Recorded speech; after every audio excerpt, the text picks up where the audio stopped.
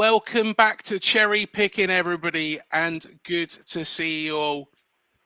Of course, it wouldn't be cherry picking if I didn't have my main man to me on the right-hand side. Manny, how you doing, Manny? All good, Craig, all good. It's been a long time since we did a little picking, and not only do we have some cherries to pick, but maybe a few bones in a few cases, so that should be really good fun. Yes, definitely. And of course, we didn't do cherry picking for the past 2 Thursdays because we had matches. And it's really weird to have matches on a Thursday night.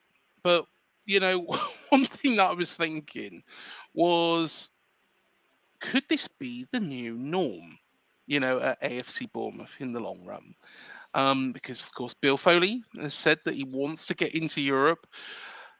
But my argument here, and I've made it on a couple of occasions, and a lot of people have agreed with me on this, some people have disagreed, is that it might not actually be very good, for us to go into Europe at this moment in time and probably need a couple of more seasons to actually build up a squad in depth.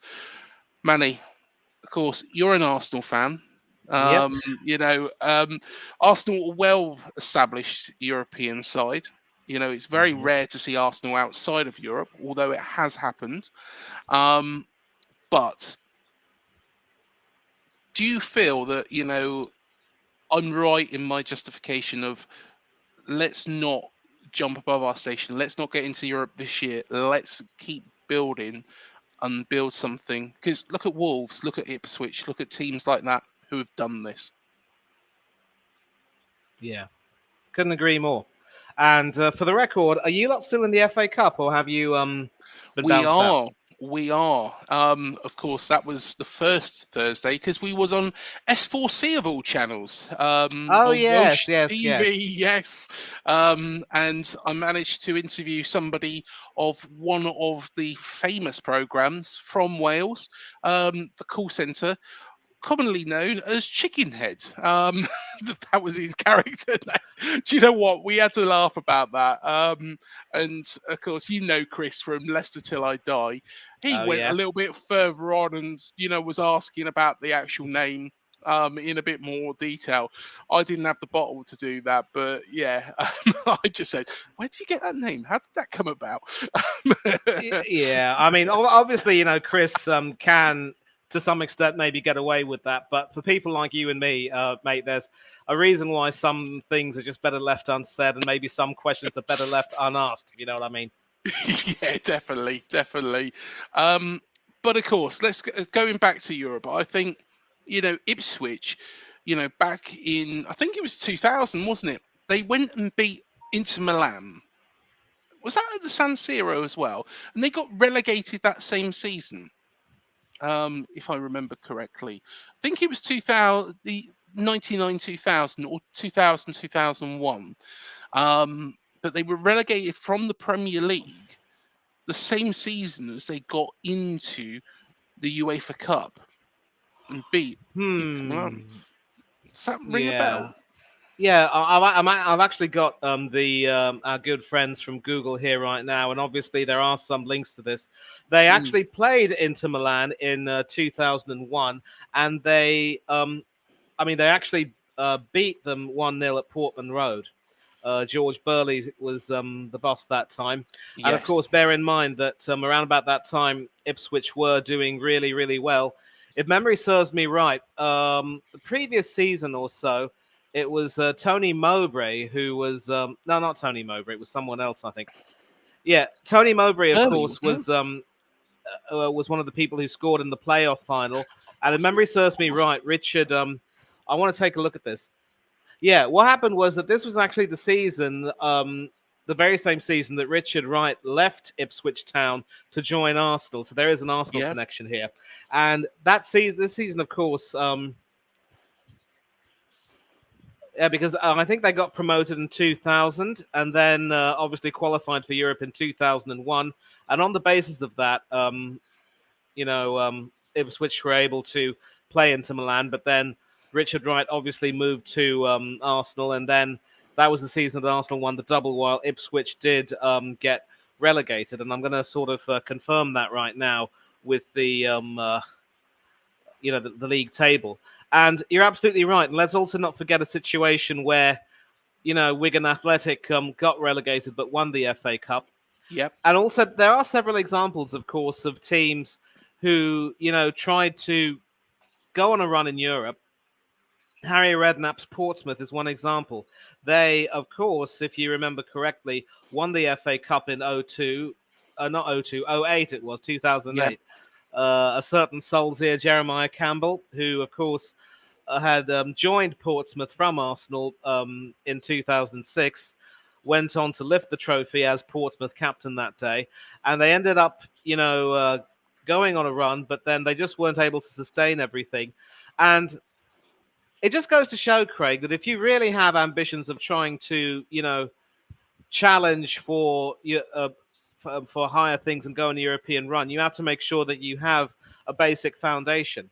And I don't see Bournemouth being able to qualify for Europe based on the league position, especially with the top 6 or 7 clubs doing as well as they are.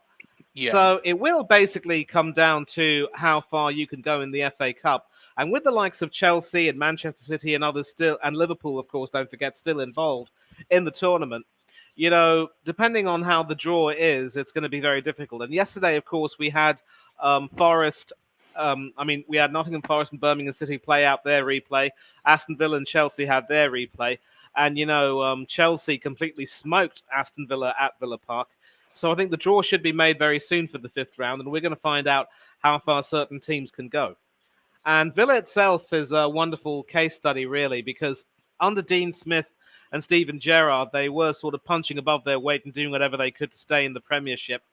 But then after Steven Gerrard got fired, Unai Emery came in, and he took the team from the threat of relegation to European qualification via the Conference League. And they are still the favourites to win the Conference League, and they are still, for what it's worth, 4th in the Premier League, although they've got Manchester United coming over to play this weekend. I predict a massacre, sadly, for Unai Emery's boys because, the injuries are starting to take their toll. A few players are starting to tire a little bit. But Aston Villa is an example of a team now which has dreams of building on something. But this January, they weren't really able to make too many purchases. I believe they bought Rodgers from Middlesbrough, and that was pretty much it. And one would think, really, that with injuries to the likes of Pau Torres and the ex-Cherry Tyrone Mings, with their defence looking as weak as it is, because let's face it, Clement Longley, the ex-Tottenham defender, is absolutely clueless. Diego Carlos is not too much better. They've tried playing Ezri Konsa at right back consistently, but Konsa isn't a right back. And because Cash is so inconsistent, he ends up getting dropped. With Luca Digne being injured, Alex Moreno has no competition, and at times he looks completely off the boil. So poor Emi Martinez, I know he may be a world champion, but you stick that defence in front of any goalkeeper and they're going to struggle. And on many occasions, he's been the one who's kept them in it. But they're focusing on trying to qualify for the Champions League or the Europa League, and they also want to win European silverware. But they don't really have that strong a squad. And you can see that if they get some more injuries before some of their established players come back, they could end up just sinking like a stone. So there has to be that squad depth. There has to be that consistency in play. And I really do worry that Foley is asking for a little bit too much too soon. I'm going to tell you something right now, though. For all of the talk about how maybe Bournemouth's loss has been Wolverhampton Wanderers' gain with Gary O'Neill going in that direction and doing as well as he's done, I actually think that Bournemouth have started to turn a bit of a corner and are starting to play some more than decent football. And they, from all accounts, look really, really good to watch, at least marginally better than they did under Gary O'Neill. And, the results are somehow telling, although against the big teams, e.g. Liverpool, they're still not quite there yet. And with a little bit more consistency, with Justin Kluivert having a new lease of life, with Sinisterra, Tavernier and company starting to play really well. And, of course, you've got your old reliable Solanke, Phil Bill. Neto's still, 80% efficient. Occasionally has a little bit of a moment of madness in him, but then I guess that's what you get when you're a South American. I mean, it happens to the best of them. Alison Becker's an example. Well, So, exactly. yeah, so I think Foley really needs to be very, very careful in how he proceeds and everything. And you know how we often say that your eyes are bigger than your tummy? You put more Mm, food on your plate than you can actually eat. I really think that Foley needs to be very, very careful that he doesn't put too much more on Bournemouth's plate than Bournemouth can eat. And to use another idiom, I know that he's a billionaire, but he cannot write a check that the team can't cash. yeah, I completely agree. And I think, if we build too quickly and we get too many injuries and we get too many games and European football, and, as much amazing as it would be to go over to, wow, Moldovan champions, Hmm. at the end of the day, it will take its toll on the team. Going flying out from Bournemouth Airport to wherever, coming back, then playing a Sunday game. It's a lot of strain on a side.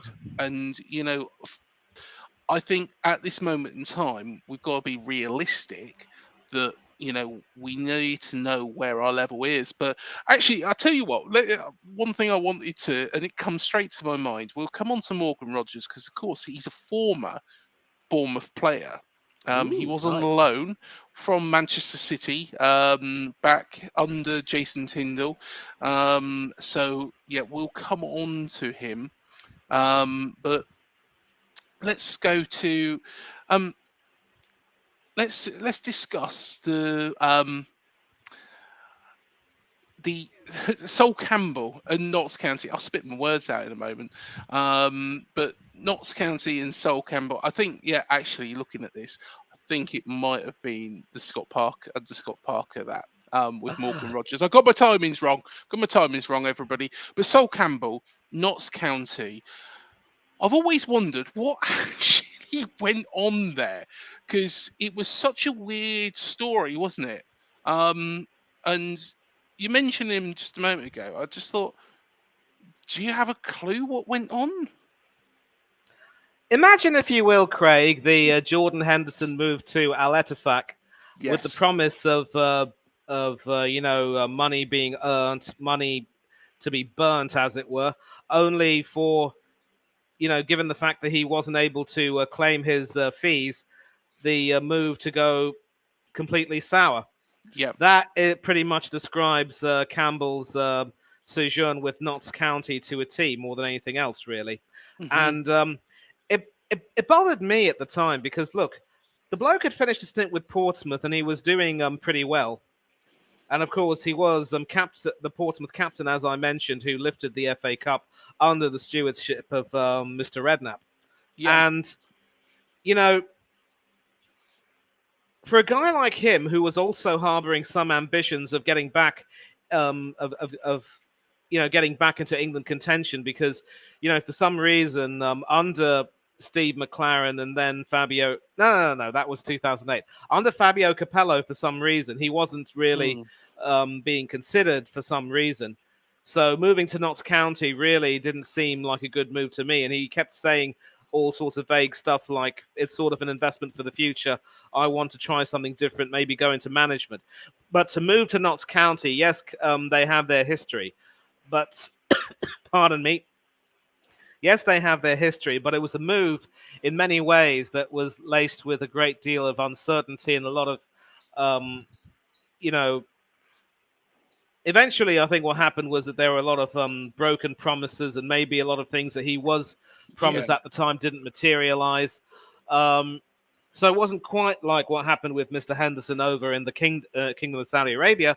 In Henderson's case, he realized that he and his family couldn't settle. They got a bit homesick, and no amount of money was worth bringing the family all the way over there. And bear in mind, his club is based in the city of Dammam, which is closer to the I want to say the Arabian Sea coast, as it were. Yeah. So it was. They weren't exactly in what you would call one of the bigger metropolitan cities in the kingdom, and it was never going to be easy for the family to really settle down. Of course, Dammam, I think, does have an international airport, but again, finding good schools over there, it would have been different, for example, if he had gone somewhere like Riyadh, the capital, or Jeddah maybe. But I don't know how far that's developed, and I really don't know if being with his old mate Steven Gerrard wasn't enough to get him to settle, then it just wasn't enough for him. But Campbell's move to Notts County was even more inexplicable, and when you consider that he actually went on to rejoin Arsenal, making his 200th Mhm. appearance for us, and in fact, I believe he scored, and that was in the Champions League game, if memory serves me right. Legend. He Yep. actually proved that he could more than hack it.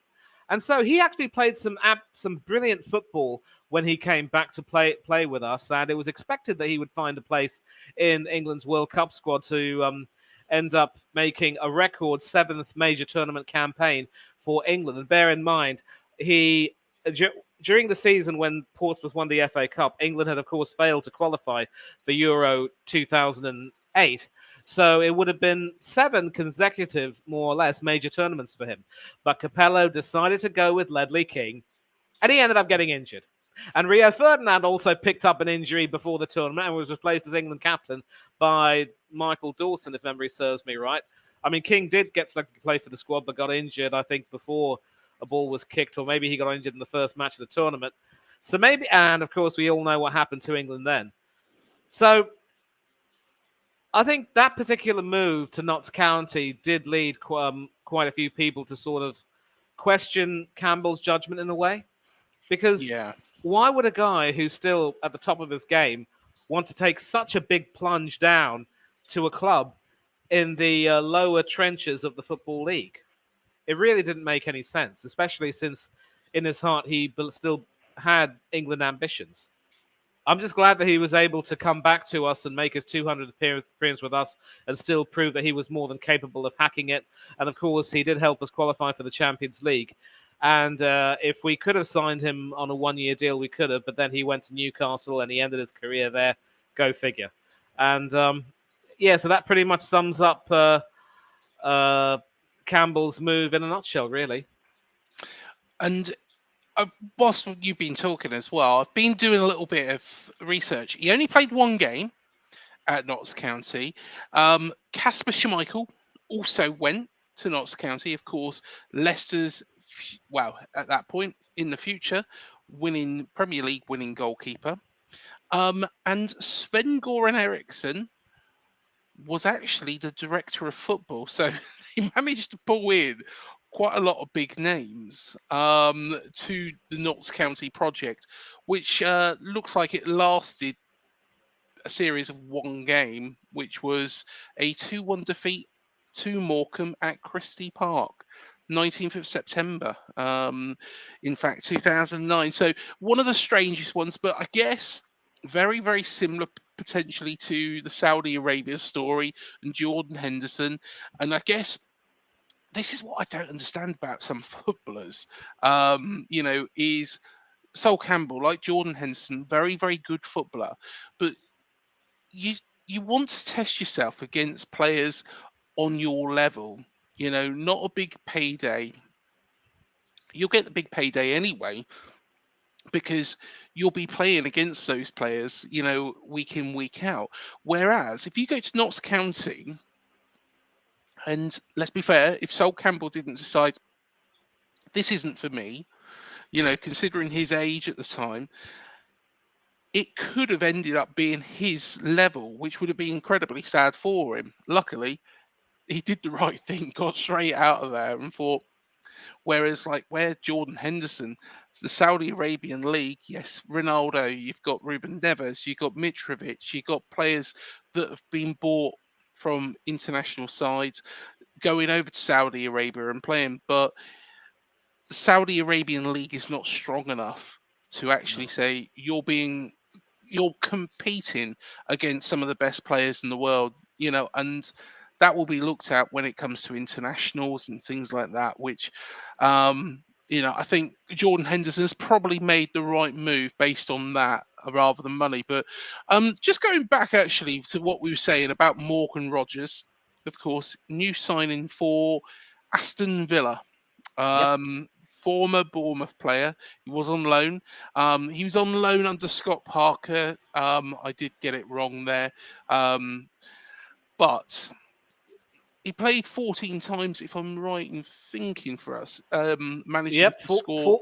14 times in the league, and he scored his only goal for the club in a 3-2 defeat against Luton Town. Yeah, I was going to say I thought it was Luton, but I wasn't 100% sure. But he's been playing for Middlesbrough after being on loan, and he's only played a handful of games for Middlesbrough and got this move to Aston Villa, which fair play to him. You know, anybody would take that. My fear for him is from seeing him that season, is he really ready to jump into a Villa side who are riddled with injuries now? And it's quite sad to see that, because at the end of the day, Unai Emery has done a fantastic job getting Aston Villa there in the first place, but they are riddled with injuries. It was always going to happen because they haven't got the strength in depth of teams like Arsenal, Liverpool, Manchester United, Man City. Yeah, if I were you, I wouldn't include Arsenal in that list about strength and depth. But that's pretty much sort of the way it is, really. And yeah, you're absolutely right. If we take a look at Aston Villa's squad, on paper they do look as though they have a decent squad, but some of these players have not really been trusted by Emery and haven't Mm, really been given too much of a chance. I take a look at the ex-Arsenal defender Callum Chambers, who is of course there, and for some reason, how Clement Longley gets to start ahead of him, I have absolutely no idea, because no. Longley is absolutely clueless. Now Rogers is a forward, and he's 21 years old rather. He's got the number 27 jersey now. So um, their forward line obviously includes Oliver Watkins, and they also have Leon Bailey, Musa Diaby, Nicola Zaniolo. I think Zaniolo's been linked with the move away. He's looked Mm, decent for them on occasions and scored some goals, but probably hasn't really been able to get that consistency that Emery wants, maybe. And the big problem is, of course, now that with Rodgers coming in, I really do think that, if anything else, it's really a signing for future development, because, Watkins and Bailey and Diaby are sort of established now as Emery's, three to-go strikers. Diaby actually more plays as a winger, but he can also, revert to being a striker in the classic 4-4-2 formation, as does Leon Bailey. Watkins is the only out-and-out striker. So if Watkins does get an injury, and or God forbid he ends up getting sold to another club in the in the summer, then Emery will need some sort of some replacement, or at least some cover. I think you've mentioned pretty much that he's sort of. I mean, he was obviously on the books at Manchester City with their youth team, as you mentioned. He got loaned to League One, scored a few goals for them. And then yeah. with Middlesbrough, of course, I think this was probably his breakout season in a way, because he's played 32 games, scored 7 goals. 5 of them have come in the League Cup. Of course, that was during Middlesbrough's run to the semi-finals, I think. And, Yeah.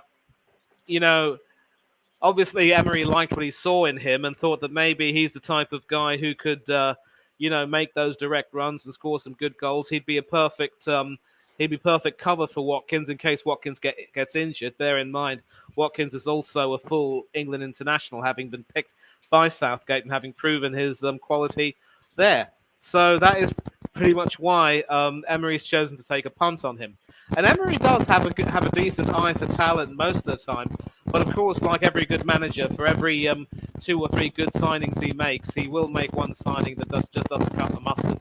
And I don't think Rodgers is going to be that signing. I think he clearly liked what he saw of him this season at Middlesbrough, and it could very well be that he might sign for Villa and get loaned to another club the following season, but then could be called back, and he will get some chances to try and impress the manager and show what he's capable of. And we'll see how that thing works out. He's got age on his side, and I think there's not really going to be too much of a risk with him necessarily. And if Emery does fancy him and really thinks that he can do very well, then why not? Well, we have had two games recently, and of course, those two games are. Let's exclude the Swansea win, which was a fantastic result, 5-0 thrashing of the South Wales side. Um, I got to be honest, Swansea. I've said it before, said it again. Swansea are a side I've actually got a little bit of a soft spot for.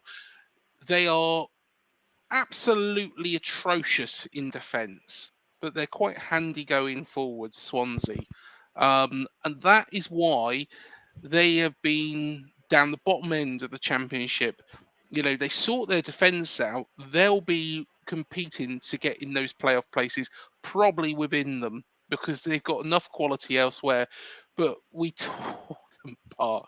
I don't know how much of that game you saw, but we did tear Swansea apart. Um, but looking at the other two games, of course, we had the game up at the London Stadium, the 1-1 draw against West Ham started very, very quickly, played very, very well.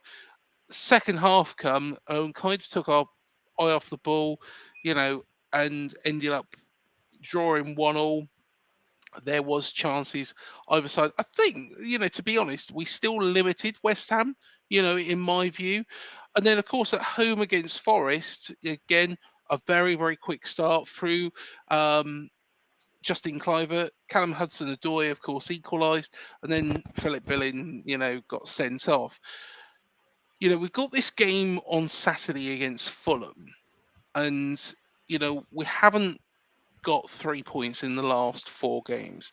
I don't think it's anything to worry about and I'll tell you why I think that.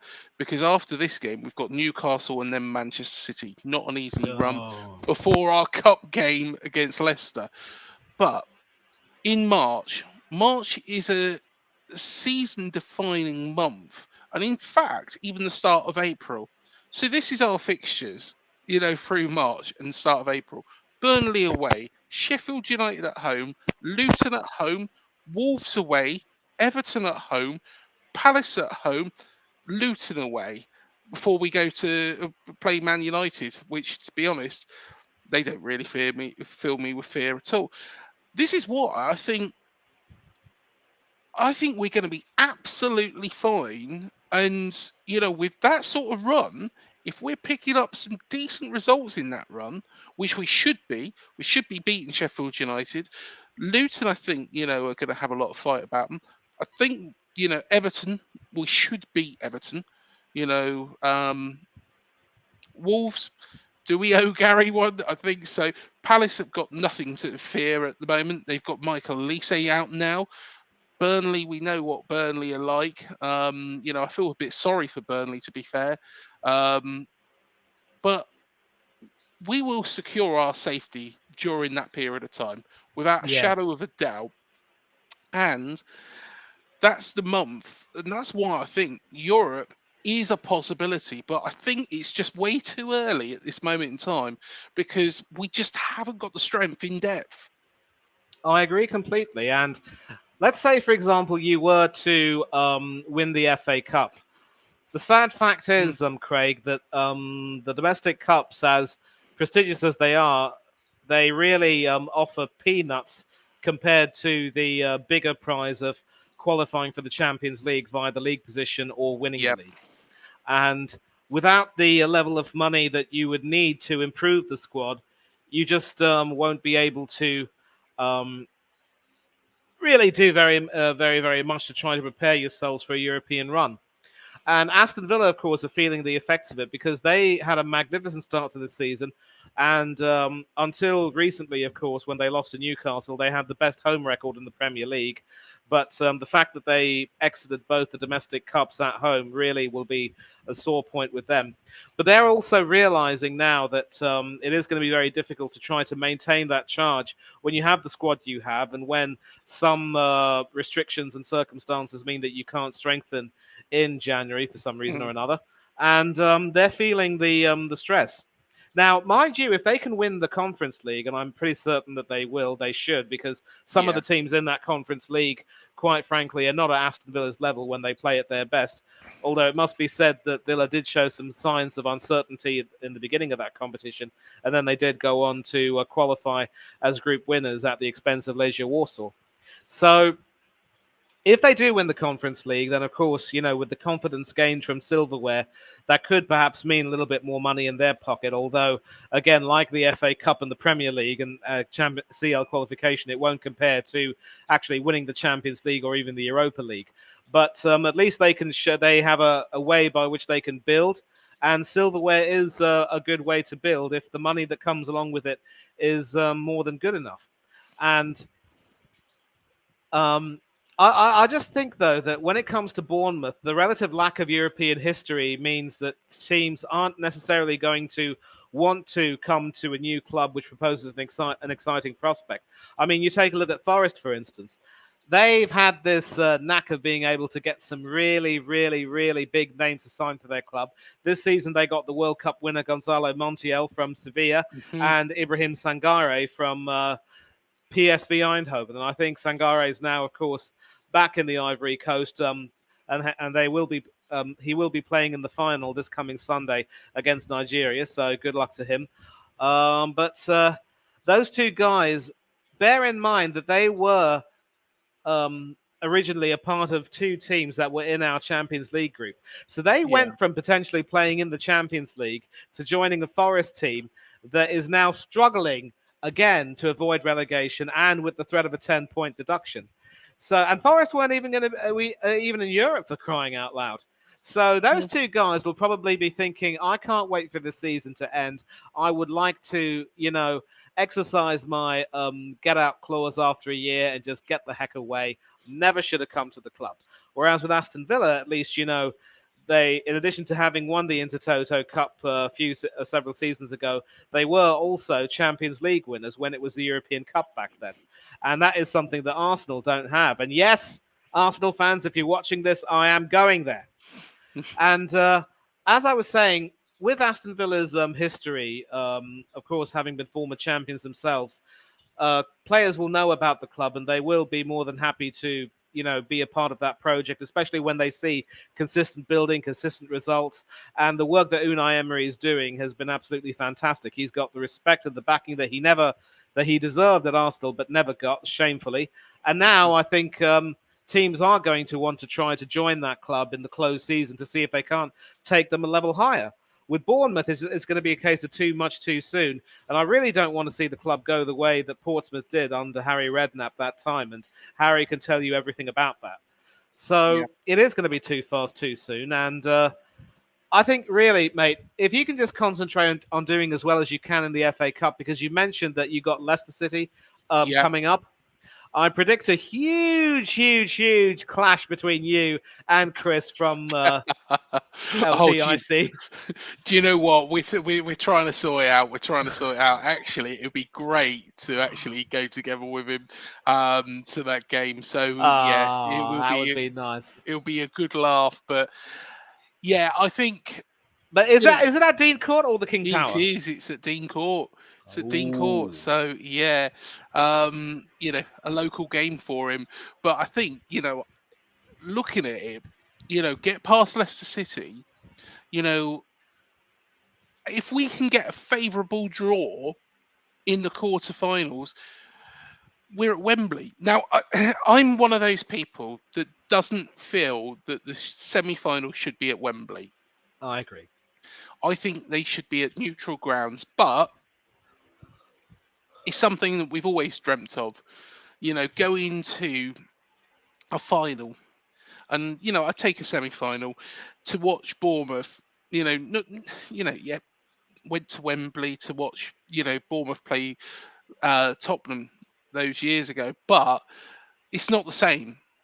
Going to actually watch Bournemouth in a game which actually is either going to be qualifying for the final or winning the trophy will be incredible. But again, I think it's way too soon It for is. this side. And although it would be funny to actually see what Barcelona make of Dean Court if they, end up getting drawn with us in the Europa Conference League or Europa Cup. I don't even know what it is. Is it the Europa League you get? It is Europa League, It isn't is it? the You get, Europa League, and yeah, look, getting the FA Cup. you really aren't looking too far ahead because bear in mind, of course, Barcelona should still be able to qualify for the Champions League proper. Craig, Oh, well, yeah, but it would be funny. Real Madrid come down here, of course, for a pre-season friendly all those years ago. So yeah, it would be that would be a night to remember, wouldn't it? Night to remember. yeah, it would. It would. It would. It would. It would. Maybe, Iriola's former team, Athletic Bilbao, can come down here and maybe, have a game because obviously, let's not forget, he is, of course, a Bilbao legend and a former Yes, Spanish international. So, you know, it would also not be uncommon if Iriola were to get a little bit more job security that he might actually go back to either Bilbao or Vallecano and pick up a few players from either of those teams to actually join him in the project at Dean Core because I get the feeling really that in as much as he might be enjoying the challenge of working with these players and getting him to play with their style and the results seem to be really really good. I think if he has a few more of his boys, as it were. I mean, people he might know very well, and people to whom he might relate very well. It will be a lot better. And let's not forget that Emery did actually bring Zaniolo from La Liga. No, it might have been from Serie A, but he did also bring quite a few players uh, from Villarreal or another Spanish team to come and join him at Aston Villa. So maybe that is what Iriola can do, and that should be for next season. So this season, I think, just focus on winning all the games you can and finishing higher than what you did last season. Because last season, you achieved your target of relegation, but then you completely took your foot off the pedal and ended up finishing a little bit lower. And I think that was what yeah, really, stimulated Foley's trigger finger, as it were. So you really, if you want to really show to if you really would like to give people an impression that you're a club on the up, you've got to finish on the up a little bit higher than you were last season. You've got to show those signs of progression, and then you can maybe talk of Europe. I think, Foley is being a little bit over ambitious in a way, and maybe there will be a part of him that eventually says, "Well, calm down, son. Too far, too much, too soon. It's really now not the time for it." But you know, I'll be interested to see how well Bournemouth do and how high they finish this season. And next season, if they can do really, really well, who knows what could happen? well, we did in the last cherry picking talk about transfers, and it's quite interesting we do this cherry picking today because Mark McAdam will come on to NSU now in a moment because, of course, he actually joined the club on loan. So exciting signing that one. But Mark McAdam has put out a tweet, and Bournemouth have agreed a deal with Leeds to turn Luis Sinisterra's loan to a permanent £20 million transfer. The Oh, that's Colombian good. has scored 3 goals since joining in the summer. I'm delighted with this. Absolutely delighted with this. But I wonder, where does this leave Jaidon Anthony? You know, how many games has Jaden played this season for you lot? Well, he's been on loan at Leeds. He went as part of the deal. So Sinisterra went to come here, and Jaden went there. Now the thing is Jaden hasn't really had that great a run in the Leeds side. So I would be surprised, and there's no mention of this, that Jaden would sign for Leeds permanently. So I'd expect Jaden to come back. But now Sinisterra is joining. Jaidon Anthony is such a good young prospect. Of course, he's a former Arsenal academy player, isn't he? Yes, he is. Jaidon Anthony. And I think it'd be a crying shame for him, to actually leave the club. But does he have to leave the club, or does he go back out on loan? Because I think there's a player that is still really useful for this football club in Jaidon Anthony. But Sinisterra, I'm absolutely delighted with the move that we've made. Well, Mark McAdam's very rarely wrong, so I can imagine this happening now. I think he probably might be more correct than a certain Fabrizio Romano, who a lot of my mates seem to rate very highly indeed, mind you. And yeah, listen, it is really sad because if I do remember correctly, Jaidon was a fairly key player under Gary O'Neill when he was Yes. here. And it is a bit of a shame that he hasn't really done too much. In fact, I want to take a look at Jaidon's stats under Iraola this season and see how well he's, done, really. And but because yeah, I can think he's 24 years old now, so in theory he Mm, should have more years ahead of him. And of course, last season he was, of course, a fairly key player for them. Yeah, he made 30 appearances in the Premier League and yeah. scored a couple of goals. Another goal in the EFL Cup, making him sort of that takes him to 34 appearances and 3 goals. But this season he's made 3 in the Premier League, 1 in the EFL Cup. I want to take a look and see. I think it's Yeah, looks like yeah, 21 for Leeds. yeah. Yeah, exactly. Yeah, he's it's 9 appearances in the league, one in the EFL Cup. No, he's only made 10 appearances, mate. 10 Nine in the league, appearances. nine in the league, and one in the EFL Cup. And There we so go. he played the Wikipedia first lies. few games of the season under Iriola, and Yeah. then it was the swap deal with Sinisterra. Hmm. Now, it could very well be that Jaidon might end up signing for Leeds because obviously, if Sinisterra, who came in, ended up replacing him, is now pretty much regarded as one of the main men under Iriola, then that Yeah. really would be rather harsh, to be honest, for the young bloke because I completely agree with you. He hasn't really done too much wrong, but that is the nature of the beast in many ways. It's like it is a cutthroat business, and obviously clubs have to take a look at what will be the best thing for them going forward. The manager also has to make that decision. Um, Hang about. It does mention though that he. I don't know why it's mentioned that he made 21 appearances Yeah, because it's very, very strange, isn't it? it's Wikipedia. It's Wikipedia. I mean, Yeah, it's some of these idiots sad. online try to mess up these pages. It's ridiculous. We've caught But it just the wrong time. shame on you. Shame on all of you who've done this. Seriously. Yeah. But yeah, so it could, like I said, it could very well be that he ends up joining Leeds, which wouldn't be too bad. It could very well be that he ends up joining a team next season that gets promoted from the Championship all the way to the Premiership. And of course, speaking of that, a certain Mr. Kiefer Moore has joined Ipswich on loan, and Ipswich are, of course, Yes. second in the Championship.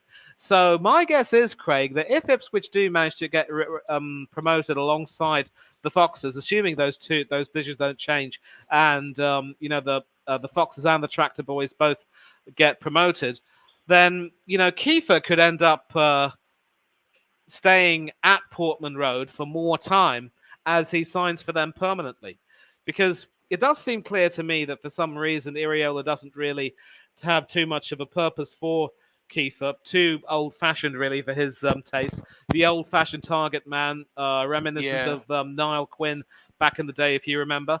And maybe Iriola wants to sort of see that sort of a revolution. And moving away from Dean Court wouldn't necessarily be the worst thing for Jaidon. I mean, it would be a wrench to leave a club that he spent as long as he had, where he spent as long as he has spent. But a new challenge is probably something that could bring out the best in him in many ways. And it's going to be about 4 or 5 seasons that he's been at Bournemouth. Maybe a Mm. change will do him a little bit of good. And nearly 100 appearances for the Cherries. But maybe it is time for him to move on and try something new. If he is able to do as well as he can at Leeds and help them do well, then I don't see why they shouldn't sign him. And of course, they're also a club which is looking to try to get back into the upper echelons of the Premier League themselves, having been Yeah. relegated last season. So if we take a look at Leeds' current season right now, of course, thank goodness for Wikipedia being available at the click of a mouse. Leeds United are third in the Championship. And in Mm, fact, Ipswich have fallen to fourth. But Leicester City, Southampton, Leeds, and Ipswich are the top four. West Brom and Hull City complete the top six. So you've got Leeds United, you've got Ipswich Town.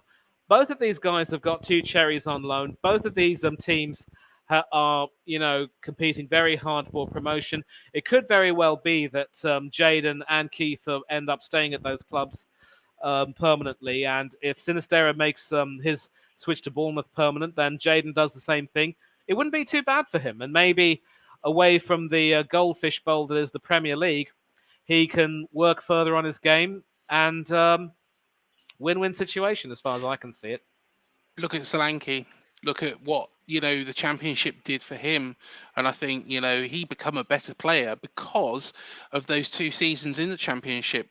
Would he have been the same sort of player he is now without that? I personally don't think he would. I don't think he would.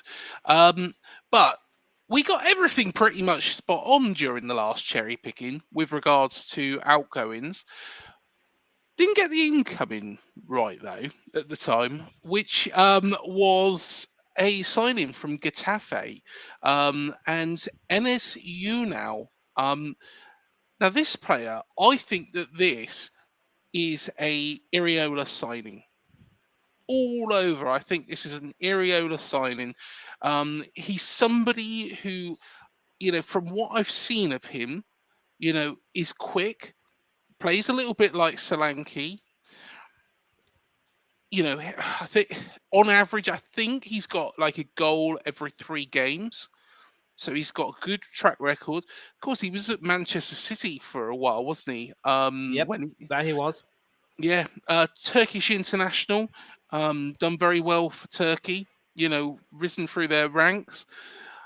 I'm excited by this. I think that this is just the right player that we've gone after, and it is a loan, but it's a loan that if we feel we want to, we can make permanent. That would be terrific. And bear in mind, he obviously signed for Getafe on 2020 on a 5-year deal. Yeah, But obviously now with 3.5 of those seasons gone, he's come over to Dean Core. And the loan obviously might be until the end of the season, but if certain conditions are met, then it could be permanent. And you're absolutely right. With Getafe, it is a goal every 3 games, almost exactly. It's 34 goals in 103 games, just less than a goal every 3. If you want to do the maths yeah, and be pedantic there, but pretty decent stuff. And of course, as a Turkish under 16 international, 25 goals in 24 games, 9 and 12 for the under 17, 6 and 6 for the under 19. Dried up a little bit at under 21 and senior level, but he seems to be a person who knows how to find the back of the net. And, this is actually the kind of striker that could potentially do well. It just seems to be a little bit alarming, really, in a way, that before Getafe, he was always on loan at several clubs, never really got settled.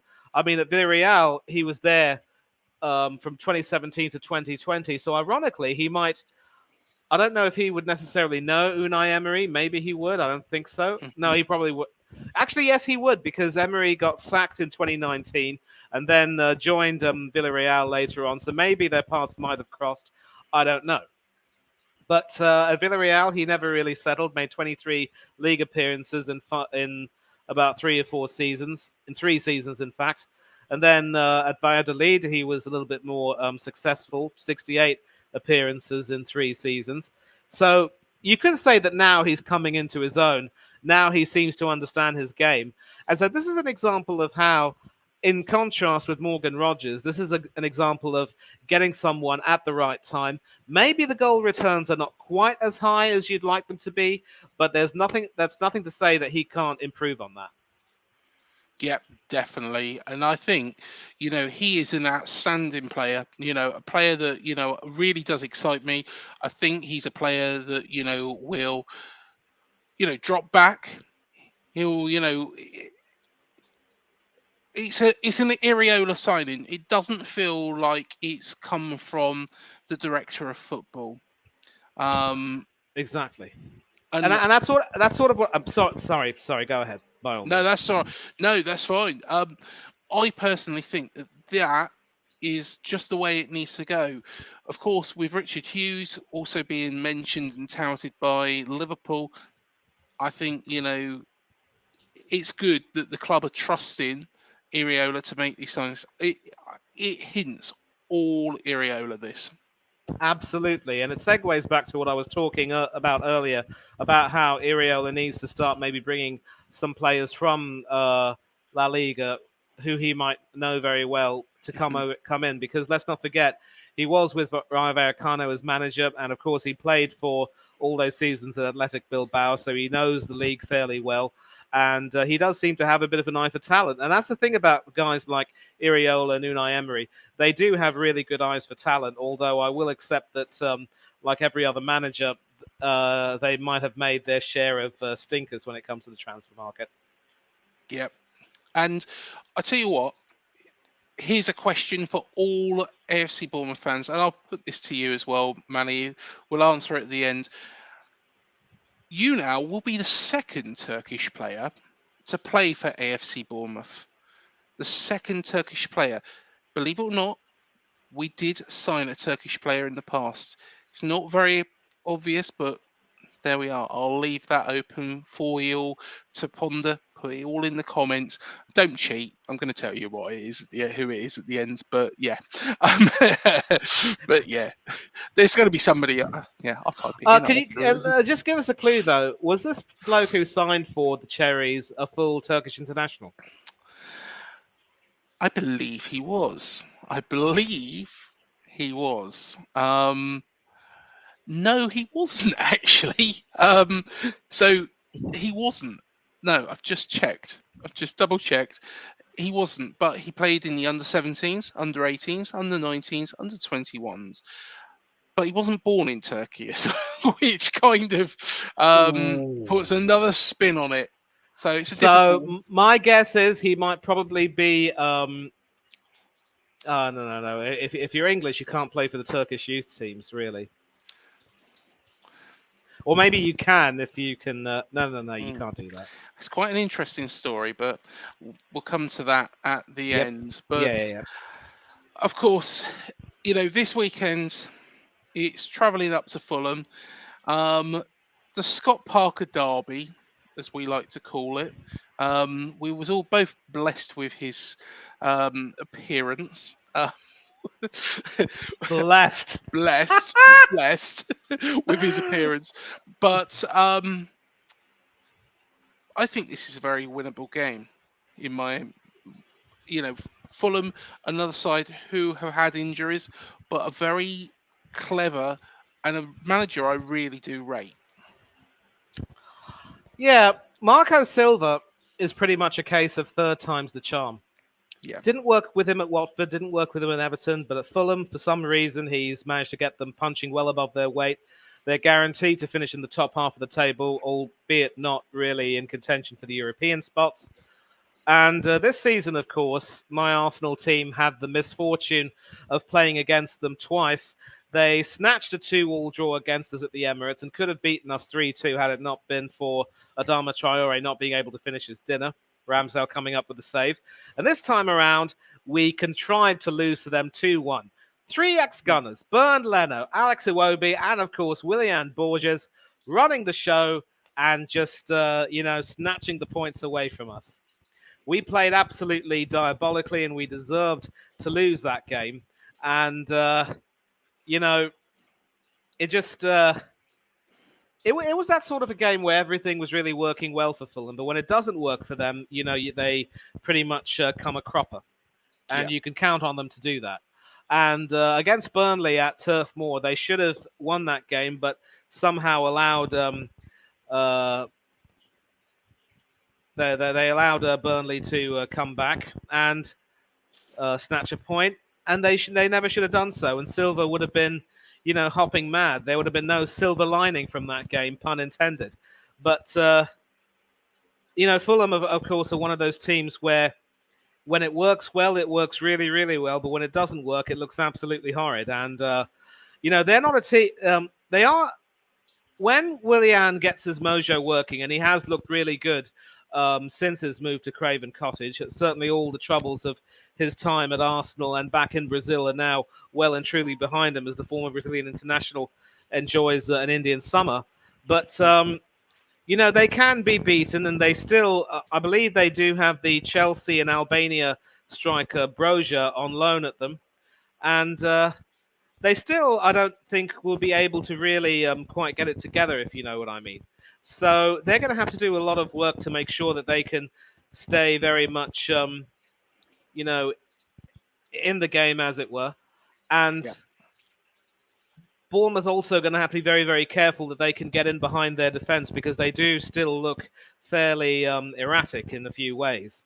And if you can do that, then that's pretty much almost a battle won, you would say. But there is still a lot more to be done with, with regard to that team in question, and you lot obviously are going to have to play well out of your skins to make sure you get the result you need. But I wouldn't be surprised, Craig, if you do come out with a good result. It might be a little bit premature, though, to predict a win, because Fulham are, of course, going to be very determined to try to get something from the game in any way they possibly can. And when they can do that, then if and when they manage to do that, then it'll be all the better for them. So all I can say is be very, very careful how things pan out. Don't expect, you got to make sure that you are on the ball from the very beginning, because Fulham can come back at you and come back at you quite hard. Yeah, definitely. Well, hopefully, fingers crossed, we'll be celebrating another 3 points. Of course, 4 without, winning. But then again, you know, we have got this run coming up in the Premier League. I think we'll be absolutely fine. Relax. It's all going to be good. It's all going to be good. But before we sign off, of course, I left it, a couple of minutes. Everybody's probably begging to find out who this is. Any guesses, Banny? He's not a Turkish international. I wouldn't know him from Adam. Go ahead. Tell me the answer, please, mate. You'll know him better than I do. So, he was born in London. The reason why he can play for Turkey is his father was a Turkish Cypriot. Of course, Northern Cyprus has got its own team, but it's not a FIFA affiliated team. So a lot of people that are born there do play for the Turkish national team. And that player, he was on loan during the time, was Jem Karachan. What's his name? Jem Karachan. Of course, he did play in the Premier League. He was part of the Reading team that played in the Premier League. Was also at Bolton, Millwall. Nice. He had a fairly successful career, to be fair. So yeah, Jem was a former Cherry, who of course was our first Turkish international. So to be honest, I only found that out the other day. Yeah, Quite an youth interesting international, though. Mind, I mean, youth not international. really a Yeah. full international in that sense of the All word. But right. then at Bend this the particular, rules. I'm sorry, I'm being pedantic. I'm pulling your leg. No, go for I it. do that. You've known me long enough to know I do that quite often. I do apologise, mate. No, that's I've fine. got nothing but respect for you. No, that's fair enough. And you know what? I enjoy that. I enjoy it. But yeah, we will be doing another cherry picking. I'm sure we are not going to leave it too many weeks, are we? Next time round, it's only because of these Thursday night games, which are a little bit odd. I don't think we've got a Thursday night game coming up soon. Two Probably come not. along. No. No, two come along like buses, and then they've all gone again. So there we are. But before we sign off, thank you for joining us, everyone. Of course, it is the anniversary of the passing of Christian Atsu. this week. Of course, passed away a year ago on Tuesday to the day from the awful earthquake in Turkey, believe it or not. So, of course, he was playing for a Turkish side at the time and sadly lost his life in that. So, our thoughts are with his friends and family, of course, as always, and his former teammates. But until the next show, up the cherries, and we'll see you in the next one. Thank you for joining us.